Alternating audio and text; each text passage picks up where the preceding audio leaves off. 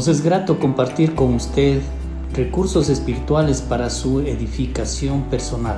Bienvenido a su canal.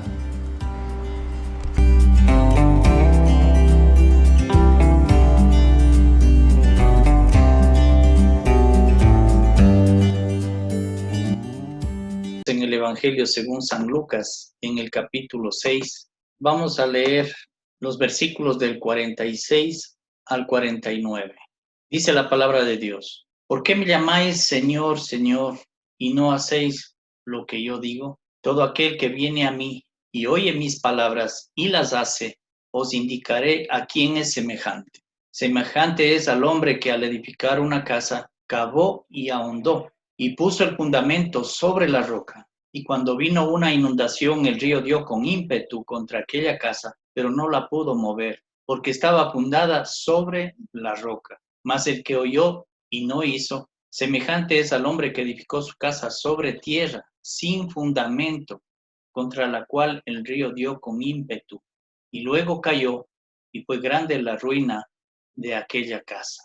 Estamos al final del famoso Sermón del Monte, y la enseñanza de Jesús es poderosa, es muy sencilla en comprenderla, pero es poderosa en profundidad. Y sus comparaciones es lo que hacen de él un maestro de la didáctica. La primera pregunta: ¿por qué me llamáis Señor, Señor, y no hacéis lo que yo digo?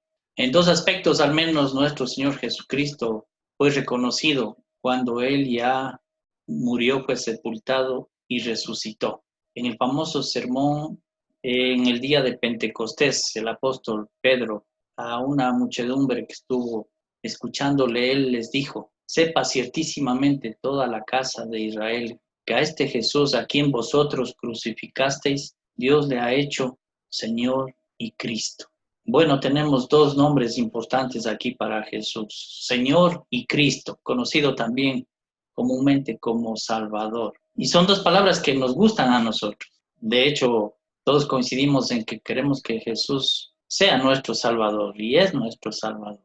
Pero no a todos nos gusta que Jesús sea el Señor. Porque Salvador implica es que hizo una obra, un sacrificio, y Él murió en vez mío y me dio, gracias a eso, la salvación. Pero que sea Señor implica que Él tome el control de nuestras vidas. Y es ahí donde no nos agrada mayormente. Entonces Jesús lo que está diciendo es: ¿por qué me dicen Señor si no hacen lo que yo les digo? Y aquí pone una bonita ilustración. Dice: todo aquel que viene a mí y oye mis palabras y las hace, os indicaré a quién es semejante.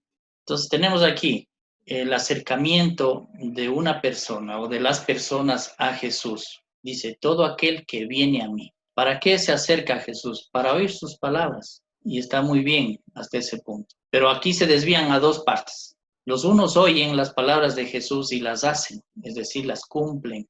Podríamos decir también obedecen las palabras del Señor. Pero otras personas vienen a Jesús, oyen su palabra, pero no las hacen. Es decir, no cumplen o no obedecen la palabra del Señor. Y con esta ilustración queda completamente claro cuál es el destino de estos dos tipos de personas. Dice: semejante es al hombre que al edificar una casa, cavó y ahondó y puso el fundamento sobre la roca. Y cuando vino una inundación, el río dio con ímpetu contra aquella casa, pero no la pudo mover porque estaba fundada sobre la roca. Hace referencia a un hombre que al edificar su casa pone muchísimo cuidado y muchísimo interés en el cimiento. Después de hacer toda la planificación, los planos, todo lo demás, él lo primero que se fija es en poner un cimiento firme. Cava y ahonda, es decir, hace profundo el cimiento hasta el punto de encontrar roca. Y es ahí cuando empieza él su cimentación. De ahí para adelante va a construye su casa.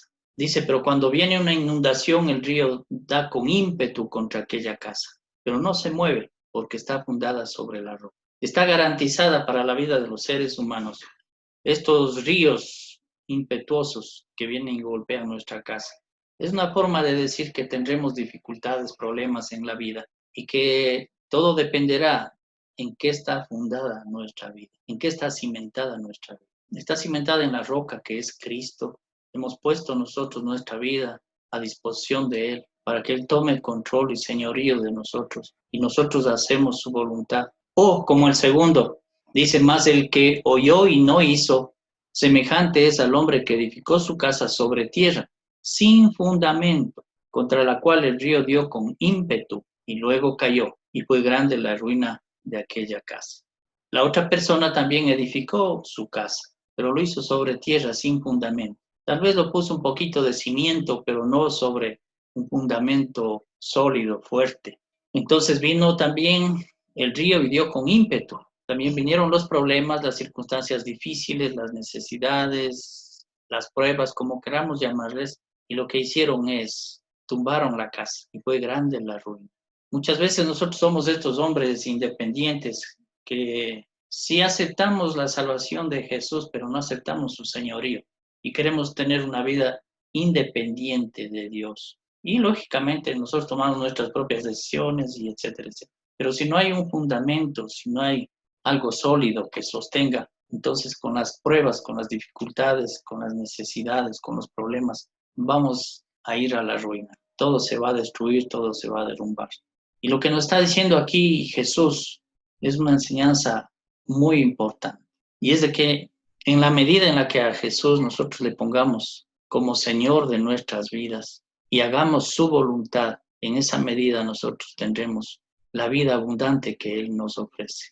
Imaginemos nosotros llegar al trono de Dios y en ese momento le decimos, pero Señor, Señor, yo hice esto, pero Señor, yo hice esto. Y las palabras no van a ser suficientes. Dios no quiere que lleguemos a la presencia de Él para rogarle, Señor, Señor. Dios quiere que aquí en la tierra hagamos su voluntad y no necesitaremos de rogarle en el último momento. También nos indica a nosotros que las cosas visibles tienen su importancia. Hablemos de dos casas que se edificaron. Externamente las dos casas estaban muy bien, deben haber sido muy bonitas, etcétera, etcétera. Pero había una gran diferencia y la diferencia estaba en lo que no se veía. Lo que no se ve de una casa es los cimientos, pero de eso depende el que se construya y que la casa permanezca firme.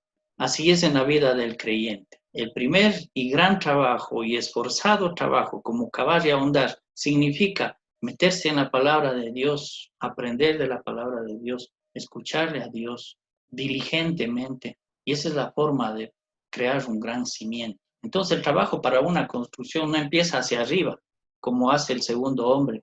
Pone sobre la tierra los ladrillos y sigue construyendo para arriba. No, para construir primero hay que ir para abajo. Ese es un principio que Dios ha diseñado. Si quiero construir una casa, primero cavo y voy hacia abajo para poner buen fundamento, buen cimiento y luego voy hacia arriba a construir.